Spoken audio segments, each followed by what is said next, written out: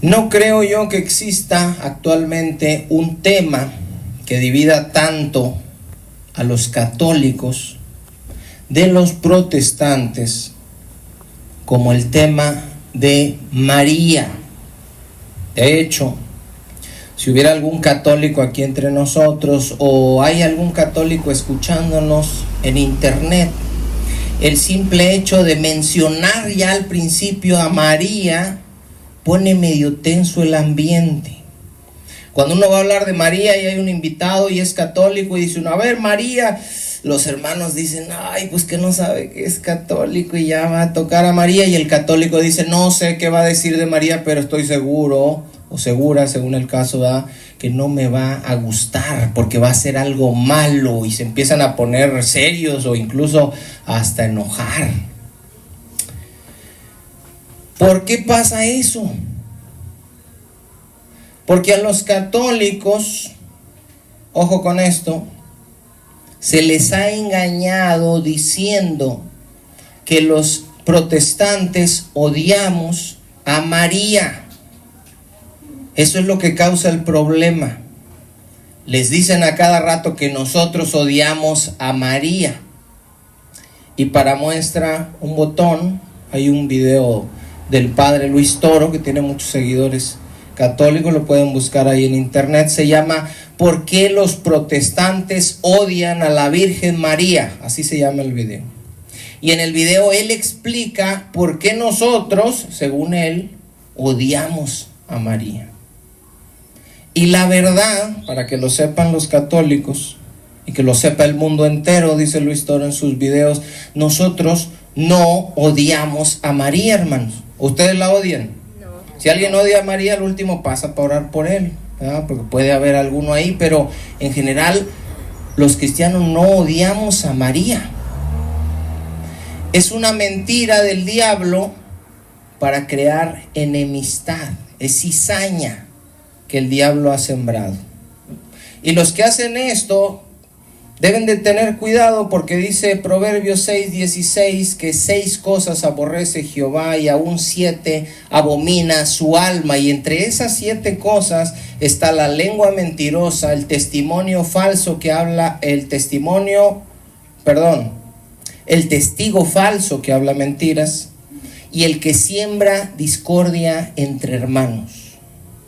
Entonces, estarle diciendo a los católicos que nosotros odiamos a María es sembrar discordia, cizaña. ¿Quién se puede hacer amigo, hermanos, alguno de ustedes, de alguien que te dijeron que odia a tu madre? ¿Te podrías hacer amigo de él? A menos de que tú también odies a tu madre, ¿verdad? Si tú también odias a tu madre, pues se van a llevar bien. Pero si tú amas a tu madre, como nos ha mandado nuestro Señor a honrar a nuestros padres, y te dicen, esa persona odia a tu madre y habla mal de ella, pues difícilmente vas a poder tener un acercamiento con esa persona. Aquí en México, cuando hay una discusión y se menciona a la madre de alguien, pues es que la cosa se está poniendo fea, ¿verdad? Ahí ya se están insultando, ya se están faltando al respeto. Eso de decirle a los católicos que nosotros odiamos a María no está bien. Invito, exhorto a quienes lo hacen, a que no lo hagan, porque es mentira. Ahora, alguien puede decir, oye, pero es que hay algunos que insultan a María, incluso dicen que María es un demonio. Y es cierto, pero como acabamos de decir, hay algunos. ¿Verdad que no es lo mismo algunos que todos? Hay algunos. El problema está que generalicen y digan, los protestantes odian. No. Hay algunos, ciertamente. No son todos. Y normalmente los que hacen esto de insultar a María pertenecen a sectas que no son cristianas, como los Solo Jesús o los unicitarios y los Testigos de Jehová. Hay que tener cuidado con los unicitarios, porque de buenas a primeras, cuando ustedes van a un templo de ellos, parece que son pentecosteses. hablan en lenguas y cantan y oran y todo, pero ellos no creen en la Trinidad. Entonces ellos no los podemos considerar como hermanos, por lo cual muchas veces muchos de esos que están hablando de María y le insultan, ni cristianos son. El cristiano verdadero, hermanos, ojo con esto, no tiene permitido odiar a nadie. No podemos odiar a las personas, menos vamos a odiar a María.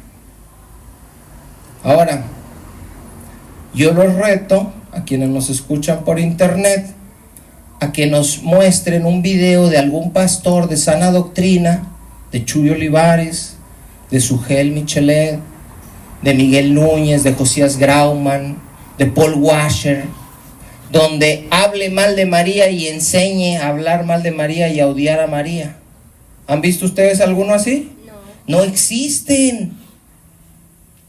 No existen videos en internet de pastores de sana doctrina donde digan que odian a María, donde insulten a María. ¿Por qué dicen entonces que nosotros hacemos eso? De manera que los católicos no se deben dejar engañar cuando les digan esa mentira, y me gustaría que escucharan esto, católicos, y me gustaría que ustedes les compartan esta información para poder acabar con esa mentira del diablo. En una ocasión le estábamos predicando a un grupo de jóvenes allá en la colonia del Carmen, me parece que era el 2, ¿verdad, amor? Eran jovencitos, niños, entre 9, 12, 15 años. Íbamos saliendo del templo y les compartíamos la palabra y poníamos películas y comíamos con ellos y jugábamos y les compartíamos la palabra. Pasados unos domingos, llegamos un día y nos dice una que era la que más se había encariñado con nosotros, tenía 12 años, no me acuerdo de su nombre, pero yo la vi rara. ¿Por qué? Porque ya le habían metido cizaña, ya le habían dicho que nosotros odiamos a María y que nosotros María no y que no sé qué. Y la veía rara y dice, oiga, yo quiero preguntarles una cosa. Le digo, ¿qué pasó? Ay, dice, es que me da pena y pues como está uno ahí, ahí son jóvenes, pues uno dice, no sé qué necesidad tengan, qué problema tengan, qué le dé pena, qué le esté pasando, no sé qué está pasando en su casa. Le digo, no, tú dinos, a ver, ¿qué pasó? Ay, es que porque ella siente que se va, que nos íbamos a enojar. ¿Por qué? Porque al final de cuentas es lo que quieren, que nos peleemos por María. Y dice, es que, ¿por qué ustedes no creen en María? Y le digo, ¿y quién te dijo que nosotros no creemos en María? Y dice, entonces, ¿sí creen en María? Pues, ¿de quién nació Jesús? Le digo yo. Dice Lucas 1, 26 y 27, bien, se los voy a leer. Al 6º mes el ángel Gabriel fue enviado por Dios a una ciudad de Galilea llamada Nazaret, a una virgen desposada con un varón que se llamaba José, de la casa de David. Y el nombre de la virgen era, ¿cómo era, hermanos? María. Entonces la Biblia dice que existió María. ¿Por qué dicen que no creemos en María? Si nosotros no creyéramos en María, como les dicen, entonces no le creyéramos a la Biblia, porque la Biblia habla de María, como habla de Moisés, como habla de Josué, como habla de Elías, como habla de Aarón, o de cualquiera de los personajes bíblicos. Y nos dijo, bueno, sí, ¿verdad? Entonces si creen en María, no estaba bien la pregunta. Dice, me refiero a que ustedes no le piden a María. Le digo, y bien tranquilos, nunca nos peleamos con ellos ni nada. Y me gustaría platicar con católicos y no me voy a pelear.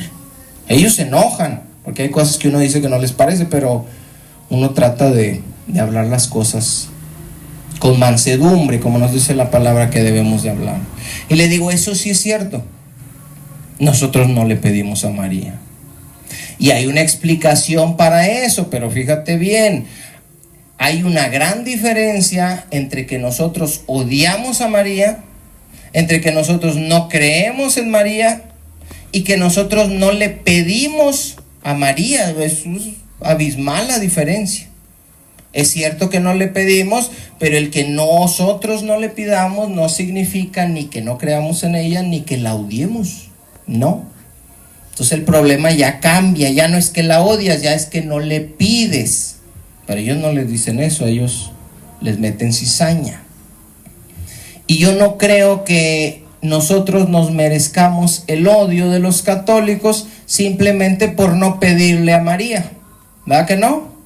No le faltamos al respeto, no la odiamos, pero no le pedimos. ¿Será razón para que nos aborrezcan? No, ese no es problema, ni para pelear, ni nada.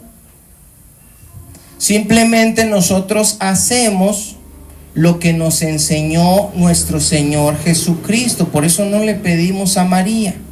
Búsquenme Lucas capítulo 11, versículo 1. ¿Qué nos enseñó nuestro Señor Jesucristo? Él nos enseñó a orar. Lucas capítulo 11, versículo 1. Y me gustaría mucho que compartan este estudio con sus conocidos católicos. ¿Lo encontraron, hermanos? Lucas 11:1, fíjense bien. Aquí los discípulos no saben orar. Dice: aconteció que Jesús estaba orando en un lugar y cuando terminó, uno de sus discípulos le dijo: Señor, enséñanos a orar, como también Juan enseñó a sus discípulos. Ojo con esto. Los apóstoles, los discípulos de nuestro Señor, ¿tenían una religión o no tenían una religión? Sí tenían una religión. Tenían ya casi 2000 años. Tenían el templo, tenían los sacrificios, tenían la Biblia, tenían la tradición, pero no sabían orar. Como también nosotros en nuestro tiempo teníamos nuestra religión, pero no sabíamos orar. No sabían los discípulos, no sabían los discípulos de Juan tampoco. Y se le acercan a Jesús y le dice: enséñanos a orar. Así como Juan le enseñó también a sus discípulos a orar. Ahora, Jesús les dice en el versículo 2, y les dijo: cuando oren, digan así. ¿Qué cosa, hermanos? Padre nuestro que estás en los cielos. Pregunta, sin afán de ofender ni ninguna intención por el estilo. ¿A quién va dirigida la oración? Al Padre. Jesús no dijo: cuando oren, oren así, Santa María, Madre de Dios. Cuando oren, oren así, Dios te salve María. Cuando oren, oren así, ángel de mi guarda y mi dulce compañía. No. Ustedes no saben orar, dice Jesús, yo les voy a enseñar. Y Jesús me enseñó a mí a orar, hermanos. Y dijo: cuando oren, digan: Padre nuestro que estás en los cielos. De manera que la oración va dirigida al Padre, a nuestro Padre que está en los cielos. Santificado sea tu nombre. Venga tu reino. ¿El reino de quién, hermanos? De Dios. Hágase tu voluntad. ¿La voluntad de quién? De Dios. Como en el cielo, así también en la tierra. El pan nuestro de cada día, dánoslo hoy. ¿Quién nos va a dar el pan de cada día, hermanos? Dios. ¿Alguien más nos lo dará del cielo? ¿Algún pariente que murió? ¿Algún santo? Todas esas bendiciones vienen únicamente de parte de Dios, hermanos. El pan nuestro de cada día, dánoslo hoy. Y perdona nuestros pecados, hermanos. ¿Quién es el único que nos puede perdonar nuestros pecados? Dios. Entonces, si yo quiero recibir provisión, ¿a quién le pido? Al Padre. Si yo quiero que perdonen mis pecados, ¿a quién me dirijo? Al Padre. Porque también nosotros perdonamos a los que nos deben, dice. Y no nos metas en tentación, mas líbranos del mal. ¿Quién es el que nos puede librar del mal, hermanos? Dios. Entonces, ¿a quién le vamos a orar? A Dios. Nosotros logramos acercarnos directamente a Dios ¿Por medio de quién? Jesús. Por medio de Jesús. Búsquenme Juan 14, versículo 13 y 14. El Evangelio de Juan, capítulo 14, versículo 13 y 14. Se los puedo estar leyendo yo, hermanos, pero es importante que los leamos, por si también en internet nos quieren ir siguiendo, y buscarlos en sus Biblias, incluso versiones católicas, y poderlas leer también. Juan 14, versículo 13 y 14. ¿Lo encontraron, hermanos? Dice Jesús, ojo, está enseñando Jesús: y todo lo que pidiereis, ¿a quién? Padre. Al Padre. Entonces la oración, ¿a quién va? Al Padre. Por eso nosotros oramos al Padre. Dice Jesús: y todo lo que pidiereis al Padre en mi nombre. ¿Por qué en mi nombre, hermanos? Porque Jesús fue el que vino para acercarnos, ¿a quién? Al Padre. Jesús dijo: yo soy el camino y la verdad y la vida, y nadie viene, ¿a dónde? Al Padre. No dice nadie va. ¿Sí se han fijado que no dice nadie va al Padre si no es por mí? Dice nadie viene. ¿Por qué dice nadie viene en lugar de nadie va? Porque el que se acerca a Jesús se acerca al Padre. Tenemos entrada, tenemos acceso a Jesús, al Padre, perdón, por medio de Jesús. Por eso dice: y todo lo que le pidan al Padre en mi nombre, lo haré. Fíjense bien, ustedes oran, le piden al Padre. ¿Quién lo va a hacer? Jesús. ¿Para qué lo va a hacer Jesús? Para que el Padre sea glorificado en el Hijo, es decir, para que nosotros sepamos que el Padre no soy yo, como con Memo, la oración que hicimos: el Padre no soy yo. ¿Cómo no soy yo? Porque se la pedimos no en nuestro propio nombre, en el nombre de Jesús, no es decir al último en el nombre de Jesús, sino en representación a Jesús, unidos a Jesús, porque todos los creyentes somos parte del cuerpo ¿de quién? De Cristo. Entonces, como Jesús mismo le pedimos al Padre en su nombre, Jesús lo hace. ¿Para qué lo hace? Para que el Padre sea glorificado en el Hijo, es decir, para que nosotros entendamos que pidiéndole al Padre en el nombre del Hijo somos escuchados y nuestras oraciones son respondidas. Eso le da gloria al Padre y le da gloria al Hijo, porque demuestra su unidad. Si algo pidiereis en mi nombre, dice Jesús, yo lo haré. Repito, pidiereis ¿a quién? Al Padre. Si nosotros le pedimos a María y María le dice a Jesús, y Jesús, ahí ya se pierde esta esencia de pídale al Padre, yo lo voy a hacer para que el Padre sea glorificado en el Hijo. Nada más están ellos dos en la ecuación. No hay gloria para nadie más, no hay petición para nadie más. Ahora denle adelantito a Juan 16, 2 capítulos adelante, versículo 23 y 24. Juan 16, 23 y 24. Siguen en la última cena. Jesús tiene en mente lo mismo que les está diciendo a sus discípulos, y les dice en el verso 23: en aquel día no me preguntaréis nada. De cierto os digo que todo cuanto pidiereis ¿a quién? Al Padre, hermanos. Lo que quiero que vean los católicos es que nosotros no tenemos problema que, ¿por qué no le pides a Jesús, a María? Es que Jesús enseñó a pedirle al Padre. Y como yo aprendí de Jesús, ¿a quién le voy a pedir? Pues al Padre. Eso es todo. Ni la odio, ni la insulto. ¿Y por qué no le pides? Porque Jesús enseñó a pedir al Padre. En aquel día no me preguntaréis nada, de cierto os digo, que todo cuanto pidiereis al Padre en mi nombre, os lo dará. Hasta ahora nada habéis pedido en mi nombre. Pedid y recibiréis, para que vuestro gozo sea cumplido. Gloria a Dios, hermanos. Ahora, esto no significa que puedan pedirle al Padre un Lamborghini, ¿verdad que no? Porque dice aquí, todo lo que pidiereis al Padre en mi nombre. Y hay gente que de repente saca de contexto los pasajes. Esto tiene un contexto. Santiago dijo, pedís y no recibís. Porque pedís mal para gastar en vuestros deleites, Santiago 4:3, de manera que no está diciendo que puedes pedir todo. Esto tiene un contexto, hermanos, que no lo vamos a explicar ahorita porque no es el tema, pero estoy usando este pasaje para dejar claro que nuestro Señor Jesucristo dejó bien claro también, válgame la redundancia, a quién debemos orar: al Padre, en el nombre de Jesús. Y por eso nosotros lo hacemos así. ¿Por qué? Porque nosotros hacemos lo que Jesús nos dijo. Amén.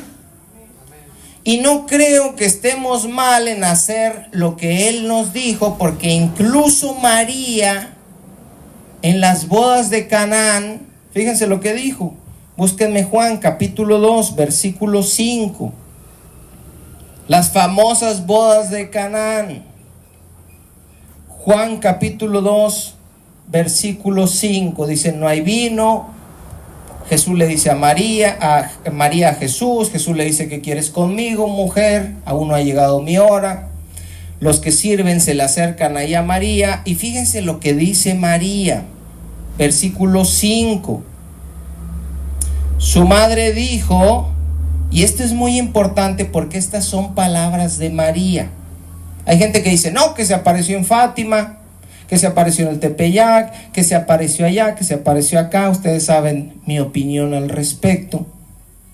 Pero aquí sí son palabras de María que están registradas en la Biblia. Dijo su madre, o sea María, a los que servían. Y por eso puede aplicar a nosotros, porque nosotros somos siervos. Amén. Fíjense lo que le dice María a los que servían: hagan todo lo que os dijere. Hagan todo lo que Él les diga. ¿Quién? Jesús. María, hay pocas palabras registradas de María, pero una de ellas, que bien les habría de hacer a los católicos leer, es esta: hagan lo que Él les dice. Lo que Él les diga, eso hagan.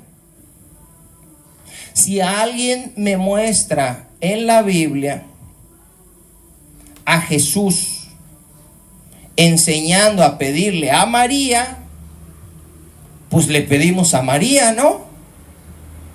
Yo no tendría problema con pedirle a María si Jesús enseñara en la Biblia a pedirle a María. ¿Jesús lo enseñó? No. Bueno, enséñenme en la Biblia a alguno de los apóstoles en el libro de los Hechos o en alguna de las cartas enseñando a pedirle a María. ¿Existe, hermanos, eso? No. Si la Biblia no dice nada de pedirle a María, la pregunta es, ¿por qué pedirle a María? Si Jesús no lo enseñó, los apóstoles no lo enseñaron. No, que porque el Papa, porque el catecismo, porque... bueno, ustedes quieren pedirlo porque el catecismo, porque el Papa, porque... Pídanle a María. Yo no le pido, ¿por qué? Porque Jesús no lo enseñó, en la Biblia no está. Nada más, no porque yo tenga algo personal contra ella.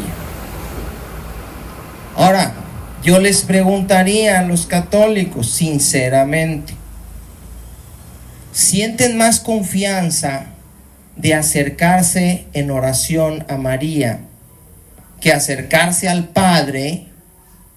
Tienen un problema. Porque Jesús vino a este mundo para reconciliarnos ¿con quién? Con el Padre. Vino para que nos acercáramos ¿a quién? Al Padre. No te acercas a Él, no le pides directo a Él. ¿Por qué? Hay algo raro ahí.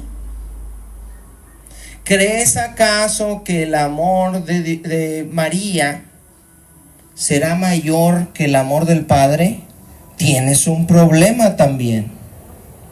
Porque no hay amor más grande que el amor del Padre, dice Jesús, y de tal manera amó Dios al mundo que ha dado a su Hijo unigénito para que todo aquel que en Él cree no se pierda, mas tenga vida eterna. ¿Quién nos va a amar más, hermanos?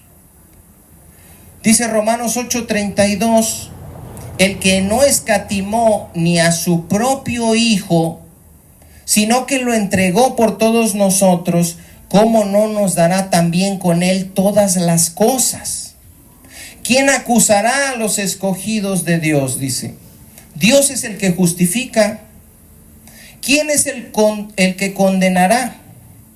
Cristo es el que murió, más aún el que también resucitó, el que también está a la diestra de Dios y el que también intercede por nosotros. Cuando dice también, no se refiere a además de los demás, sino que se refiere además de todo lo que ya hizo por nosotros. Él está a la diestra de Dios intercediendo por nosotros, escuchando nuestras oraciones, porque Él prometió que todo lo que le pidamos al Padre en su nombre, Él lo va a hacer para que el Padre sea glorificado en el Hijo.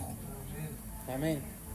De manera que mi consejo hacia los católicos sería: acércate al Padre.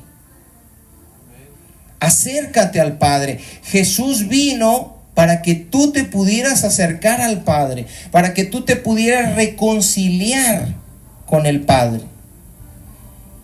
Dice la Biblia: ahora pues, ninguna condenación hay para los que están en Cristo Jesús, dice Romanos 8:1. Justificados pues por la fe tenemos paz para con Dios por medio de nuestro Señor Jesucristo. Si ya creíste, si ya te amistaste con el Padre, acércate a Él. Miren, hermanos, búsquenme Hebreos 4:16. Hebreos 4:16. Ahora hasta aquí yo les pregunto a ustedes, hermanos, ¿creen que hay razón en todo lo que he dicho hasta ahorita para que algún católico se ofenda? No, compártanlo, hermanos, con sus conocidos, compártanlo, para que ellos entiendan que no la odiamos, que sí creemos en ella como un personaje bíblico, pero que no le pedimos. Y ahí les va a surgir la pregunta: ¿y por qué? Aquí está la explicación, y sin pelear, y sin ofensas, y sin burlas, como le hace el Luis Toro. Hebreos 4:16. ¿Qué dice, hermanos? Acerquémonos pues confiadamente al trono de la gracia para alcanzar misericordia y hallar gracia para el oportuno socorro. Yo pregunto, hermanos, ¿quién está en ese trono? El Padre está en ese trono. Si los católicos piensan que en ese trono está María, hay un problema, hermanos. Hay una mala comprensión aquí de las Escrituras. En el trono de la gracia, en el que nos debemos acercar confiadamente para hallar el oportuno socorro, está nuestro Padre Celestial. Ahora alguien dice: pero es que el Padre a lo mejor es enojón. La Biblia habla de Jesús, pero el Padre yo no lo conozco. Acuérdense que Jesús le dijo a Felipe: Felipe, hace tanto tiempo que estoy con ustedes. El que me ha visto a mí, ha visto al Padre. Jesús viene a representar al Padre. Así como es Jesús, así es el Padre. ¿Por qué dudaríamos en acercarnos a Él? Es únicamente por los méritos de Jesús, hermanos, que nosotros nos podemos acercar ante ese trono. Búsquenme Hebreos 4:14.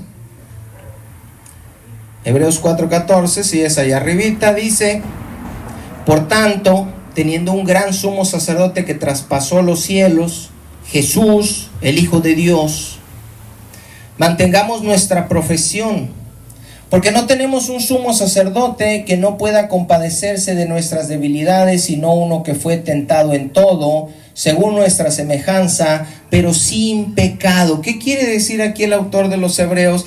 Que a veces la gente pudiera pedirle a San Judas, pudiera pedirle a María, porque sienten que ellos como seres humanos los pueden entender mejor. Pero Jesús, siendo Dios, se hizo hombre y padeció por las mismas cosas que nosotros padecemos y nos entiende perfectamente. Cuando tú le pides a Dios y le dices: Señor, mi familia, fíjate, Señor, me pasó esto, Señor. Jesús sabe todas esas cosas. Jesús nos entiende. Ahora, el escritor de los Hebreos tiene en mente cuando está escribiendo esto el tabernáculo. ¿Qué es el tabernáculo? Sabemos que estaba dividido, ¿verdad? Había una parte del lugar santo, una parte del lugar santísimo, donde estaba... Bien, vamos a buscarlo, hermanos. Hebreos 9. Hebreos 9, fíjense bien. Desde el versículo 1, me dicen con un amén si lo encontraron, hermanos. Fíjense, dice aquí el autor a los Hebreos: ahora bien, aún el primer pacto tenía ordenanzas de culto y un santuario terrenal. Está hablando de lo que nosotros conocemos como el antiguo pacto. En el antiguo pacto, dice, había ordenanzas, había culto y había un santuario terrenal, había un lugar de adoración. Porque el tabernáculo, dice, estaba dispuesto así. Y váyanselo imaginando. En la primera parte, llamado el lugar santo, estaban el candelabro, la mesa y los panes de la proposición. Tras el segundo velo, un velo muy grueso, hermanos, dice, estaba la parte del tabernáculo llamada como el lugar santísimo, el cual tenía un incensario de oro y el arca del pacto cubierta de oro por todas partes, en la que estaba una urna de oro que contenía el maná, la vara de Aarón que reverdeció y las tablas del pacto. Y sobre ella los querubines de gloria que cubrían el propiciatorio, de las cuales cosas no se puede hablar ahora en detalle. Dice, no les puedo explicar el significado de eso porque si no, no nos vamos de aquí. Dice el verso 6, y así dispuestas estas cosas, en la primera parte del tabernáculo entran los sacerdotes continuamente para cumplir los oficios del culto. En la primera parte, en el lugar santo, hermanos, ahí entraban los sacerdotes, cambiaban los panes, cambiaban el aceite de la lámpara y ahí estaban todos trabajando.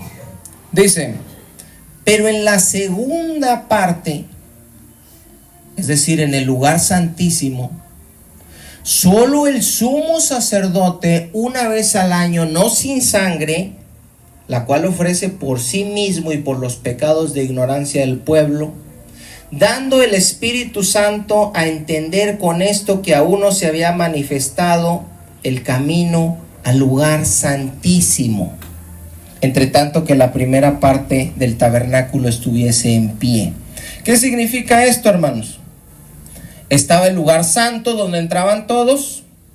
Había un velo muy grueso que no se podía atravesar para el otro lado, donde era el lugar santísimo. Ahí solamente el sumo sacerdote una vez al año entraba para ofrecer sacrificio, sangre por el perdón de los pecados. ¿Podían entrar todos? No. ¿Por qué? Dice aquí el autor a los Hebreos, porque el Espíritu Santo estaba dando a entender que el acceso estaba ¿cómo? Cerrado, restringido. No podían pasar todos. Dice el versículo 11, pero estando ya presente Cristo, sumo sacerdote de los bienes venideros, por el más amplio y más perfecto tabernáculo, no hecho de manos, es decir, no de esta creación, y no por sangre de machos cabríos ni de becerros, sino por su propia sangre, entró una vez para siempre en el lugar santísimo, habiendo obtenido, ¿qué cosa, hermanos? Eterna redención. ¿Se acuerdan? En los evangelios dice que cuando Jesús muere, pasó algo, hubo un terremoto, se abrieron tumbas, ¿se acuerdan? Y algunos muertos salieron y volvieron a la vida y se presentaron en Jerusalén y testificaron. Se oscureció, pero una de las cosas que dice la Biblia que pasaron es que el velo del templo, y estamos hablando del velo grueso que dividía el lugar santo, donde entraban todos los sacerdotes, del lugar santísimo, a donde no podían entrar más que uno,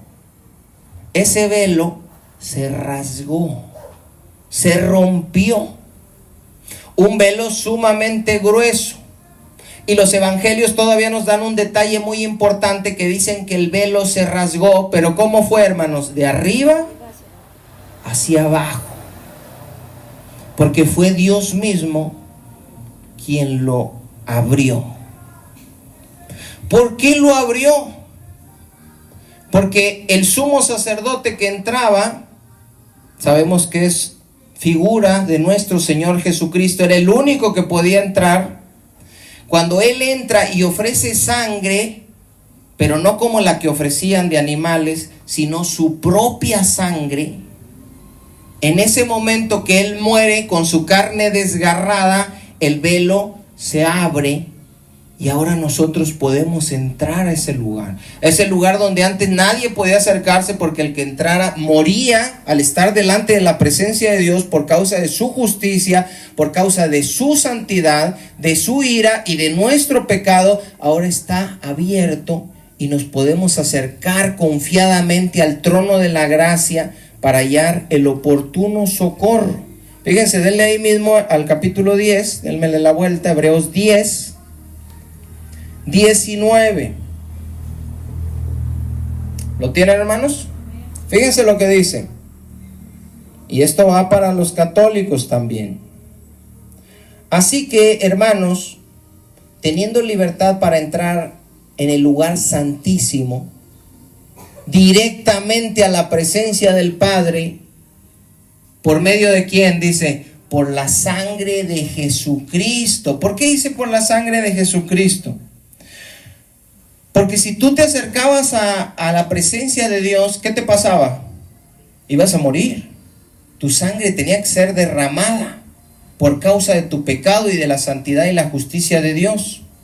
Pero como Jesús derramó su sangre por ti, entonces ahora no mueres y tú te puedes acercar por medio de la sangre de Jesucristo. Dice el verso 20, fíjense bien, hermanos, por el camino nuevo y vivo que Él nos abrió a través del velo. Esto es, ¿qué dice? Su carne.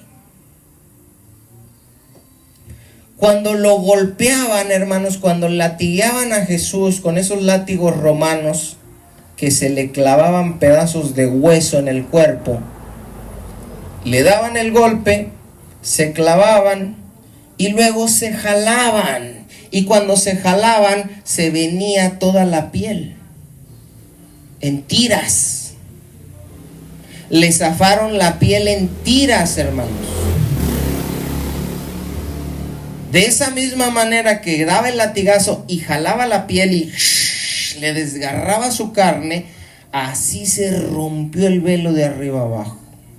Porque ese velo era su carne, y al ser desgarrado Él, al ser muerto, al ser derramada su sangre, fue abierta para nosotros la entrada para el Padre Celestial. Y nos podemos acercar ahora en oración directamente al trono de la gracia. Dice el verso 21, fíjense bien, hermanos. Y teniendo un gran sacerdote sobre la casa de Dios, acerquémonos con corazón sincero, en plena certidumbre de fe, purificados los corazones de mala conciencia y lavados los cuerpos por agua pura. Cuando Adán y Eva pecaron, ¿qué pasó? Dice la Biblia que inmediatamente vieron que estaban desnudos y experimentaron un sentimiento. ¿Alguien se acuerda cuál fue? Vergüenza. Y luego después, cuando Dios les habla y le dice Dios, Adán, ¿dónde estás? Dice Adán, es que oí tu voz, y revela que tuvo otro sentimiento. ¿Cuál fue? Dice, oí tu voz y tuve miedo. El hombre sin Cristo, sabiéndose pecador, tiende a darle vueltas a Dios, se esconde. Dice, no, yo tengo vergüenza, yo no puedo pedirle al Padre. No. Yo tengo miedo de pedirle al Padre. El Padre se me hace que es más enojón. Miedo y vergüenza. Jesús viene, hermanos, a morir por nosotros. Nos quita el miedo, nos quita la vergüenza y recupera la relación que tenía Adán con Dios en el huerto del Edén. Dice que Dios se paseaba en medio del huerto y ahí andaban ellos. Yo le decía hace rato a mi hijo, Cuando los niños son niños, tan chiquitos, juegan con uno y uno es el héroe, y cuando son adolescentes y ahora es el villano, ya les caes mal, se pierde esa relación que se tenía al principio. Entonces Adán y Eva al principio estaban como nos llevamos nosotros con nuestros niños, así era la relación de Dios con Adán y Eva en el huerto del Edén, y después algo les pasó cuando vino el pecado, tuvieron miedo, vergüenza y se escondían de Dios. Pero para eso vino Jesús, para que nosotros recuperemos esa relación que teníamos y que perdimos por causa del pecado. ¿Con quién? ¿Con quién era nuestra relación? El Padre. Y ahora que Jesús viene y muere por nosotros, nos acerca ¿a quién? Al Padre. Y nos da la instrucción que oremos ¿a quién? Al Padre. Porque oraría yo a María. Aquí sería bueno que los católicos hicieran una defensa, ¿verdad? Dijeran por esto y por esto y por esto, pero se van a basar a lo mejor en concilios y en documentos y en catecismos, pero nosotros nos estamos basando en la Biblia. La Biblia nos enseñó tal cosa. No existe mayor consuelo, mayor fortaleza, mayor gracia, mayor amor y mayor misericordia que delante de nuestro Padre Celestial. Nadie tiene más amor por nosotros, nadie es más misericordioso, nadie es más poderoso, nadie nos ama más, nadie nos puede fortalecer, proveer y consolar más que nuestro Padre Celestial. ¿A quién le vamos a pedir? Al Padre. Ahora yo pregunto a los católicos, y es una pregunta seria, hermanos, sin burlas. ¿Ustedes creen, católicos, que María se enojará si ustedes, en lugar de pedirle a ella, le piden al Padre? Yo les pregunto a los católicos, ¿María estará enojada conmigo porque yo le oro al Padre? Yo no creo, hermanos. Yo no creo tal cosa. Imagínense a María celosa de las oraciones al Padre. Eso no estaría bien. No sería la María bíblica. No sería la María verdadera. Entonces queda claro que nosotros no la odiamos si creemos en ella como en cualquiera de los otros personajes bíblicos, pero no le pedimos a ella porque Jesús, los apóstoles, la Biblia en general no enseñan tal cosa. La relación que Jesús vino a restaurar, que teníamos perdida, fracturada, era del Padre con nosotros. Éramos enemigos del Padre. Pasamos a ser hijos, adoptados y amados en Cristo Jesús. Y ahora nos podemos acercar confiadamente, sabiendo que no vamos a morir, aunque seguimos siendo pecadores. Porque si alguno pecare, dice la Biblia, abogado tenemos para con el Padre, a Jesucristo el justo. Por eso dice la Biblia en Romanos, y leímos 8, el que también intercede por nosotros. Porque ya hizo todo lo que tenía que hacer, pero como seguimos en estos cuerpos de carne y seguimos fallando, a pesar de que seguimos fallando, no morimos, porque Jesucristo muestra sus llagas al Padre, muestra los huecos en sus manos, muestra su costado y dice, sí pecó, pero yo pagué por él. Y somos perdonados para la gloria de su nombre.